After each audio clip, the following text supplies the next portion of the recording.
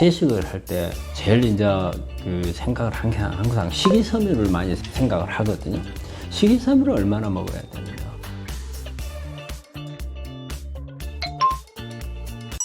암 환자 채소 어떻게 먹어야 할까요?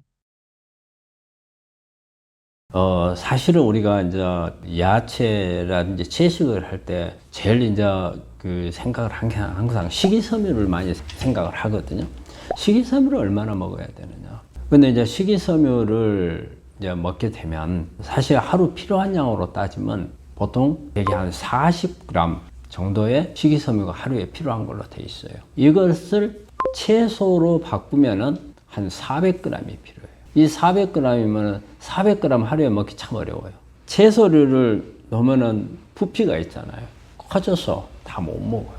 그런데 우리 이제 환자들한테는 40g의 식이섬유가 필요하기 때문에 채소로 먹자니 다 먹기 어렵고 우리한테 필요한 것은 그럼 그 정도가 필요한데 40g. 그럼 어떻게 먹는 게 가장 좋은 방법인가? 근데 우리 환자분들이 되게 이제 이런 부분들 먹는 방법들이 다양하잖아요. 되게 뭐 녹즙으로 이렇게 해서 먹는 방법도 있고, 그냥 갈아가지고 스무디 주스처럼 만들어서 먹는 방법이 있고, 또 하나는 있는 그대로 생으로 해서 먹는 방법들이 있는데, 어쨌든 주 목적은 40g을 섭취할 수 있는 방법을 찾아야 돼요. 근데 이제 녹즙을 한번 보면, 녹즙은 오히려 이 안에 있는 파이토케미칼이라든지 비타민이라든지 미네랄이라든지 이걸 주목적이 되는 거예요. 그러다 보니까 식이섬유는 오히려 버려버리기 때문에 식이섬유를 먹기 위해서 녹즙은 별 도움이 안 됩니다. 그러면 이제 가장 좋은 방법은 어떤 방법이냐?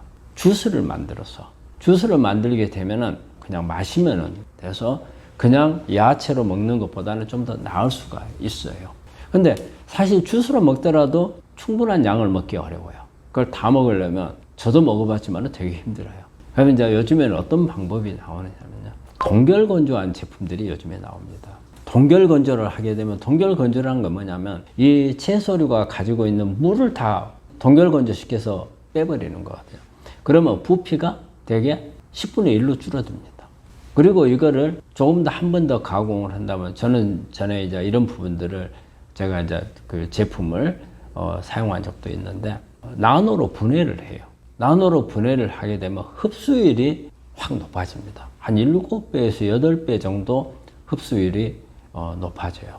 그리 되면 그냥 먹었을 때 400g 정도인데 보통 한 10몇 g 정도의 이걸 먹으면 그 400g의 효과를 내는 방법이 있어요. 그래서 그런 방법도 있다는 겁니다. 그래서 내가 정말 식이섬유가 많이 필요하고 또 우리 장이 안 좋으신 분들은 장이 안 좋으신 분들이 되게 또 소화력도 떨어져요. 그러니까 채소를 많이 먹으면 소화가 또 안 돼. 그래가지고 속이 막 울렁거리고 거북하고 이런 분들은 조금 그런 제품들을 이용을 해서 하는 방법도 도움을 받을 수 있어요. 식이섬유만 딱 필요하다면. 근데 이제 되게 이걸 할 때 우리 환자분들은 한 가지 제가 더 조언을 드린다면 장을 좋게 해주는 방법을 같이 병행을 하시는 게 좋다는 거예요. 우리가 식이섬유의 주 목적은 사실은 면역을 높이는 데 도움이 많이 됩니다. 장을 좋게 해서 장 내 좋은 미생물들을 만들어서 환경을 개선하는 효과도 있겠지만 면역을 높이는 기능, 항암 작용을 하는 그런 기능도 같이 높여줄 수 있는 게 식이섬유거든요. 그러려면 이 식이섬유가 장 안에 좋은 미생물들이 많아야 돼요. 근데 우리 환자분들이 되게 장이 안 좋습니다. 수술하고 나면 항생제 쓰죠. 항암하는 동안에 항암제가 미생물들을 다 죽이죠. 그리고 이제 방사선 같은 거 이런 부분들도 장 쪽에 하게 되면 영향을 주지요. 그러면 결과적으로 내가 암에 걸리기 전보다 장은 더 나빠지거든요. 그러면 아무리 좋은 걸 줘도 장에서 좋은 성분들을 만들어내지를 못하거든요. 그렇기 때문에 이런 부분들에 관심을 갖고 식이섬유를 많이 드시려고 하는 분들은 장 기능을 개선하는 프로바이오틱스나 포스트바이오틱스 이런 부분들을 같이 사용을 하면 훨씬 더 높은 효과를 낼 수가 있습니다. 그래서 우리 환자분들이 식이섬유를 하는 방법이 있어서는 방금처럼 어떤 주스를 만들거나 아니면 그대로 먹거나 또 소화가 잘 안 될 때는 어떤 소화를 높일 수 있는 부분이라든지 아니면 장을 좋게 하기 위해서라는 어떤 유산균 제제라든지 이런 부분들을 자기 상황에 맞게 맞춰가지고 좋은 방법을 찾는 게 좋겠고 이런 방법들은 많이 있습니다. 채소 동결 건조는 영양학적 문제 없을까요? 동결 건조가 제가 보면 영양소 파괴가 가장 적다고 되어 있어요. 비타민이라든지 이런 부분들도 파괴가 아주 적어요. 그래서 동결 건조는 상당히 권하는 부분 중에 하나예요. 전혀 이게 손상을 주지 않잖아요. 특히 녹즙 같은 경우에도 녹즙기에 영향을 좀 받잖아요. 우리가 금속으로 되어 있는 녹즙기는 금속 같은 게 중금속 같은 게 흘러나오는 경우가 있고, 그 다음에 플라스틱 제품으로 되어 있는 거는 미세 플라스틱 때문에 여러 가지 문제가 많아서 그런 우려가 있고, 또 이제 믹서기는 열 때문에 열에서 비타민이 파괴가 많이 된다는 이제 이런 부분들이 있고, 그렇기 때문에 약간의 어떤 플러스 마이너스가 있는 부분들이 있는데, 동결 건조는 제가 알고 있는 한은 그런 부분들은 별로 없는 것 같아요. 그래서 동결 건조하는 부분들을 좀 많이 권합니다. 냉동 과일에 대해서는 어떻게 생각하시나요?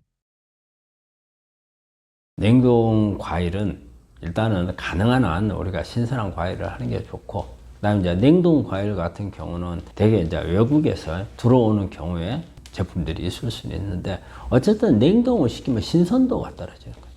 그래서 신선도 면에서 별로 그렇게 권하고 싶지 않고, 또 냉동한 제품을 어쨌든 해동시켜 가지고 해야 하잖아요. 해동하는 가운데 여러 가지 우리 몸에 좋지 않은 부분들이 생길 수 있기 때문에 정확한 어떤 근거라기보다도 저는 그렇게 권하고 싶지는 않습니다. 에어컨이 암 환자에게 어떤 영향을 미칠까요? 에어컨이 이제 암하고 이런 관계에서 다른 것보다도 기온 차죠. 바깥에는 엄청 더운데 안에는 시원하고, 그렇게 되면 특히 우리가 이제 우리 암 환자분들은 체온이 올라가야 되거든요. 근데 에어컨을 많이 쓰다 보면 체온이 떨어지게 되죠. 근데 또 바깥에 나가면 갑자기 또 기온이 확 올라가니까 적응하기가 어려워요. 우리가 우리 몸은 항상 적응이 잘 되어야 되거든요. 적응이 안 된다는 것은 내 몸 안에서는 스트레스예요. 이 스트레스가 일어나게 되면 결과적으로는 면역이 떨어지게끔 되거든요.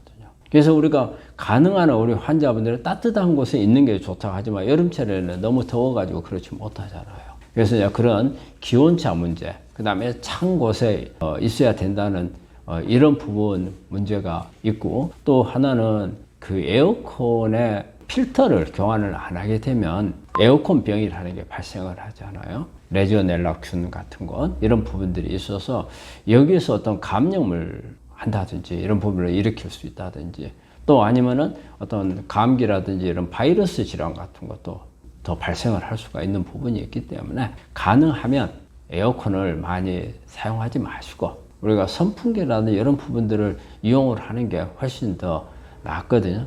근데 또 의외로 우리 환자분들이, 제가 다행스럽게 여기는 게 우리 암 환자분들이 되게 좀 에어컨을 싫어해요. 왜냐면 본인 몸이 차요. 되게 우리 암 환자들이 에너지 생산력이 떨어지거든요. 미토콘드리아 기능이 좀 많이 저조해요.